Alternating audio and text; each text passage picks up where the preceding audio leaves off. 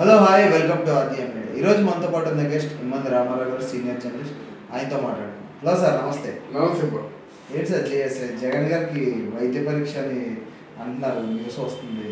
ఏం మళ్ళీ జనాన్ని మోసం చేద్దామన్నా ఏంటి సార్? అంతే పబ్లిసిస్ట్ అంటాడు. జనంలో సింపతి గెయిన్ చేయడం కోసం చిన్న ప్రయత్నం అంతే వైద్య పరీక్ష. ఇది కదా సార్, ప్రతిసారి ఎందుకని ఇలా జనాన్ని మోసం చేయడానికి లాస్ట్ టైం కోడికత్తి వివేకానంద కేసేమో చంద్రబాబు నాయుడు నారా చరిత్ర రాసి మళ్ళీ ఈ రోజు మళ్ళీ జనాన్ని మోసం చేద్దాం సార్. అంతే ఆయన చేశాడు కదా, ఆయనకి ఇట్లాంటి ట్రిక్స్ బాగా తెలుసు. వెనకాల ఎవరున్నా సార్? ప్రశాంత్ కిషోర్. ఆయన ప్రశాంత్ కిషోర్ మాట్లాడినాడు కదా, చాలా బ్యూటిఫుల్ మాట్లాడినాడు. నేను చివరి లాస్ట్ ఎన్నికల్లో నీకు సహాయం చేసి చాలా పొరపాటు చేశాను అన్నాడు. నీకు సహాయం చేసి చాలా పొరపాటు చేశాను అంటే ప్రశాంత్ కిషోర్ కూడా దెబ్బేశాడు అన్నమాట. ఇవ్వాల్సిన డబ్బులు ఇచ్చి ఉంటాడు సార్. అదే ప్రశాంత్ కిషోర్ కూడా దెబ్బేశాడు. అలా కాకుండా వాడికి గెలిపించినందుకు ఏదో విధంగా వాళ్ళు మంచి పేరు తెచ్చుకుంటే ఒక తృప్తి అండి. అలా గెలిపించడానికి ఎవరా ఏదో బూతులు మాట్లాడి ఎవడు గెలిపించారు అంటే వాళ్ళకు కూడా బాధ కదా. ఏదో పొడి చేస్తాను, రాజన్న రాజ్యం చేస్తాను, 6 మాసాల్లోగా నేను రాజన్న రాజ్యం తేకపోతే మీరు అడగండి, నెగ్గదీయండి అన్నాడు కదా. ఏం తెచ్చాడు బొచ్చు? ఏమి తేలేదు. సరికదా 5 నీ చుట్టూ ఉన్న వాళ్ళు 4 పెంచుకున్నాం అంతే. వాళ్ళే పెరిగారు. హృదయ కొడాలి నాయనొకడు, పేరు నాయనొకడు, ఇక్కడ ఇంకెవరున్నారు, అనిల్ కుమార్ యాదవ్ ఒకడు, తర్వాత రాంభట్ రాంబాబు. అదే మాకు వీళ్ళే కదా. వీళ్ళు తప్ప ఇంకెవరైనా కనీసం జనంలో కనిపించారా, జనంలో మాట్లాడారా? ఇప్పుడు ఒకవేళ వీళ్ళందరిలో కూడా రేపు బాబు నువ్వు మినిస్టర్గా ఉన్నప్పుడు ఏం చేసావురా, ఒక్క పని చెప్పు, నువ్వు చేసినటువంటి ఒక కార్యక్రమం చెప్పు అంటే ఎవడని చెప్పగలరా? ఎవరైనా సరే, ఈవెన్ టూరిజం కానీ, అక్కడ రేషన్ కానీ, వీళ్ళు ఎవరైనా ఇప్పుడు అంబటి రాంబాబు కానీ, నీటిపారుదల ఎవరైనా ఒక పని చెప్పగలరా? అందువల్ల ఇప్పుడు మన ఎవరు సినిమాటోగ్రఫీ మంత్రి పేరు నాని కానీ ఎవరు ఒక మాట చెప్పలేరు. ఎందుకోసం అండి? దానికోసం వీడు మళ్ళీ మళ్ళీ మళ్ళీ నాకు గెలిపించండి, నీకు నేను చేస్తానంటుంటే ఏంటంటే అర్థం లేకుండా గెలిపించినప్పుడు ఏం చేసావు, మళ్ళీ కొత్తగా గెలిపిస్తే ఏం చేస్తావు, దీనికి గ్యారంటీ ఎవరు? అదే కదా. ఇప్పుడు ఎంతసేపు నవరత్నాలు అంటున్నాడు. నవరత్నాలు అనేది లీస్ట్ బాధ్యతలు అండి. నవరత్నాలు ఎవడెవరండి? అదొక పేరే పెట్టాడు కానీ ఆ డబ్బులు అందరూ ఇచ్చారు. అంతమంది కాంగ్రెస్ వాళ్ళు ఇచ్చారు, తెలుగుదేశం వాళ్ళు ఇచ్చారు. అలా పేరు పెట్టాడు అంతే. అది కాకుండా చదువుకున్న మేము ఫారెన్ పంపించడం, రీఎంబర్స్మెంట్ చేయడం ఈ చేస్తే బాగుంటుంది. అలాగే మంచి పరిశ్రమలు తీసుకురావడం కానీ, అన్ఎంప్లాయ్మెంట్ సాల్వ్ చేయడం కానీ. ఎంతమంది ఉన్నారండి మన ఆంధ్రదేశంలో అన్ఎంప్లాయీస్? 35 లక్షల మంది కొట్టుకుంటున్నారండి. 35 లక్షల మందికి ఎప్పుడు ఇస్తాడు? సంవత్సరానికి 5 లక్షల మంది చెప్పిన ఉద్యోగాలు ఇచ్చినా సరే 7 సంవత్సరాలు పడుతుందన్నమాట. లేదంటే మాత్రం ఈ గ్రాడ్యుయేట్లు అందరూ ఏదో పని వెతుక్కోవడం. గ్రాడ్యుయేట్లు ఎట్లాంటి పనులు వెతుక్కుంటున్నారు తెలుసునండి. విశాఖపట్నం లాంటి ప్రాంతంలో గ్రాడ్యుయేట్లు సెక్యూరిటీ సర్వీసులో చేరుతున్నారండి. ఏ జాబు లేక 15,000 రూపాయల జాబ్కి 15,000 ఇస్తున్నారు వాళ్ళు. అంటే ఇక్కడ మామూలుగా సచివాలయం సిబ్బంది వాలంటీర్లుగా చేరినట్టయితే 5,000, కనపడుకొని నిల్చుంటే 15,000 అనమాట. వీళ్ళు ఏం చేస్తున్నారు? డబ్బులు లేక కనపడుకొని నిల్చుంటారు, ఈ డిగ్రీ దాచేసుకుంటారు అనమాట. అంతకంటే అధ్వానం అండి. అంటే మన ప్రభుత్వం ఇంతకంటే హీనంగా ఉండే ప్రభుత్వం ఏదైనా ఉంటుందో ఒక్కసారి మీరు ఆలోచించుకోండి. చదువుకున్నోడు ఎందుకు చదువుకున్న భగవంతుడాన్ని వాళ్ళు అనుకుంటున్నారు. చదివించినోడేమో ఈ అప్పు ఎలా తీస్తాం భగవంతుడాన్ని వాళ్ళు ఆలోచిస్తున్నారు అనమాట. ఆయన మనిషి చూస్తే బాగానే ఉన్నారు కదా సార్, ఎందుకని వైద్య పరీక్ష అది ఇప్పుడు ఆయన తాలూకు నిజస్వరూపం మన కోడికత్తే రామారావు అప్పుడు తెలిసింది.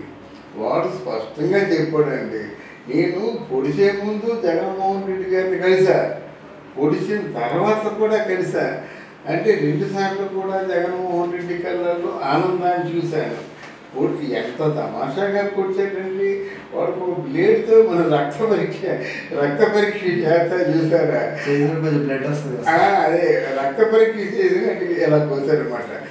అన్ని కనిపించకుండా ఇలా గట్టి పిండుకొని అదనమాట. అన్నది ఖచ్చితంగా కట్టుకట్టేంత వరకు చేయి తీయలేదు. మీరు గమనించినట్టయితే ఆ రోజు వైద్యం కూడా వైజాగ్లో వైద్యం తీసుకోవాలి, వైజాగ్లో హైదరాబాద్లో వైద్యం చేసుకుంటానని చెప్పి వచ్చాడు. దానికి కూడా పెద్ద కట్టిలా కట్టేసి దానికి ఎక్కడ తగిలితే ఇంత కట్టు కట్టేసి మన హైదరాబాద్ వచ్చి 3 రోజులు హాస్పిటల్లో పడుకొని ఎవరిని రానివ్వకుండా ఇంత డ్రామా ఆడాడు. ఇంత డ్రామా ఆడితే ఆ డ్రామా తేలిపోయింది కదా. ఆయన కొడవమని చెప్పండి నేను పొడిచాను. ఆ పొడిచే ముందు ఆయన కలుసుకున్నాను, పొడిచిన తర్వాత కూడా కలుసుకున్నాను, ఇది సత్యం అని చెప్పాడు. తర్వాత శ్రీనివాసులో ఉన్నటువంటి గొప్పతనం ఏంటంటే పొడిచిన తర్వాత వాళ్ళు గొప్ప పరివర్తన వచ్చిందట. వాడు డిగ్రీ చదువుకున్నాడు జైల్లో. డిగ్రీ చదువుకొని మనిషిలో పరివర్తన వచ్చి నేను తప్పు చేశాను, నేను పొరపాటు చేశానని వాడు ఒప్పుకుంటాడు. వాడు చేసిన పనులు ఒప్పుకుంటాడు. సార్ మర్డర్ చేసే వాళ్ళే ఇంకా ఎప్పుడో ఒక 3 months-కో 6 months-కో 1 year కన్నా బయటకు వచ్చేస్తారు. అవునవును. జస్ట్ చిన్న దెబ్బ తగిలినందుకు ఆయన ఇప్పటికీ రిలీజ్ చేయకుండా 4 బయటకు వస్తే నిజాలు తెలిసిపోతాయి కదా. అంటే అక్కడ లోపలే చంపేస్తారు ఆయన్ని, లోపల చంపేస్తారు, బయటికి రానివ్వరు. అది ఒకవేళ అవకాశం ఉండి తెలుగుదేశం పార్టీ వచ్చినట్టయితే వాడు బతికి బట్టగడతారు అన్నమాట. అది దాన్ని ఏదో జంతరపత్రం మాయాజాలం చేస్తారు. మెంటల్లీ రిటైర్డ్ అయినా ఏదో చెప్పేసి మొత్తానికి ఆయన్ని కంప్లీట్గా మనిషి బాడీ చేస్తారు. అలా సుధాకర్ నీకు చంపినట్టు. అది సార్ ఇప్పుడు మామూలుగా మచ్చ కూడా పోయి ఉంటుంది కదా సార్. అది రక్త పరీక్ష చేసినట్టేనండి. మంచి ఏదో నిజంగా మర్డర్ చేసినట్టు ఎందుకని 2 సంవత్సరాలు కావాలని ఎలా ఉంచి ఇక్కడి నుంచి అక్కడికి, ఆ కోటి నుంచి ఇక్కడికి. నేను అంబటి రాంబాబు మాటలని, రోజా మాటలని నమ్మలేదు. బహుశా కత్తికి విషప్రయోగం కూడా చేసి ఉండొచ్చు. చూడండి, అది రోజా కూడా చంపాలని ప్రయత్నించారు, విషప్రయోగం చేశారు. ఏమవుతుందో తెలీదు. మా అందరి తాలూకు అదృష్టం బాగుంటే ఆయన బతుకుతారు, లేకపోతే ఇలాంటి దరిద్రపు పూతలు పూసినటువంటి వాళ్ళు ఎవరు సొమ్ము తినాలండి? ప్రజల సొమ్ము దోచుకోవాలనే కదా ఇంత నాటకాలు ఆడారు. దీనికోసమైనా నువ్వు మాత్రం మిగిలిపోతావా? నువ్వేమి తీసుకెళ్ళిపోతావు? నువ్వు కట్టించిన ఇల్లు తీసుకుపోతావా? నువ్వు కొనుక్కున్న బంగారం తీసుకుపోతావా? నీ కొడుకు కూతుర్ని తీసుకుపోతే ఎవరిని తీసుకెళ్ళవు కదా. అందువల్ల ఏదో న్యాయం ధర్మం అనేది లేకపోయినట్టయితే ఎలాగే ఉంటుందన్నమాట. రక్త పరీక్ష చేశారు, లేకపోతే టెస్టులు చేస్తున్నారు. ఏం చేస్తారు? అదే టెన్షన్ ఉంటుందండి, బీపీ ఉంటుందండి. ఎలక్షన్ దగ్గర పడితే కనుక వాళ్ళకి ఉంటుంది. వాళ్ళకి చెక్ చేసినా చంద్రబాబు నాయుడు కూడా బీపీ ఉంటుంది, షుగర్ వెరిఫై ఉంటుంది.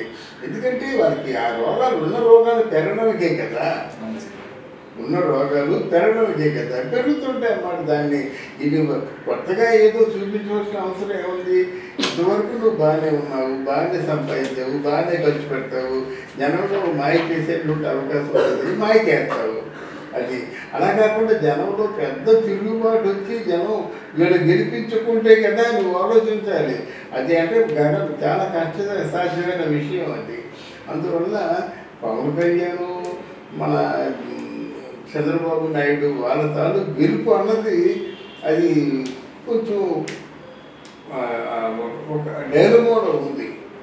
గెలుపు ఈజీగా ఉంది, కానీ వాళ్ళిద్దరు కూడా సయోధ్య లేదు కదా, వాళ్ళిద్దరికీ సయోధ్య లేదు. ఇప్పుడు ఈ మధ్యకాలంలో బీజేపీ పార్టీలో ఈయన కలిసినట్టుగా ఎవరు జనసేన పార్టీ బీజేపీలో కలిసినట్టు అనుకుంటున్నారు. ఆయన ఇండివిజువల్గా పోటీ చేస్తామంటున్నాడు. అలాగే ఇద్దరు ఓడిపోతారు, అంతే కదా, ఇద్దరు ఓడిపోతారు. ఒక పక్క బీజేపీ పార్టీ వాళ్ళేమో మా బీజేపీ క్యాండిడేట్ జనసేన అంటున్నాడు. బీజేపీ క్యాండిడేట్ జనసేన అంటే జనసేనకు వచ్చినటువంటి క్యాండిడేట్సే బీజేపీలో ఓడిస్తారు, కానీ బీజేపీలో ఎవరున్నారు? ఆంధ్రదేశంలో క్యాండిడేట్స్ ఎవరు లేరు. మరి వీళ్ళిద్దరి మధ్య సైవత్యం ఉంటే వీళ్ళ సీట్లు వాళ్ళ సీట్లు కలిసి మేజిక్ ఫిగర్ వస్తుంది. మరి తెలుగుదేశం పార్టీని కలుపుకోవడానికి బీజేపీ వాళ్ళు ఒప్పుకోవటం లేదు. మరి బీజేపీ వాళ్ళు ఒప్పుకోకపోయినట్లయితే మళ్ళీ వైసీపీ పార్టీ గెలుస్తుంది. చాలా దీనికి లిటిగేషన్స్ ఉన్నాయన్నమాట. బీజేపీ పార్టీ ఒకవేళ అంటే తెలుగుదేశం పార్టీతో కలవకపోయినట్టయితే వైసీపీ పార్టీకి అడ్వాంటేజ్ కదా. అది okay sir, thank you sir. Thank you very much.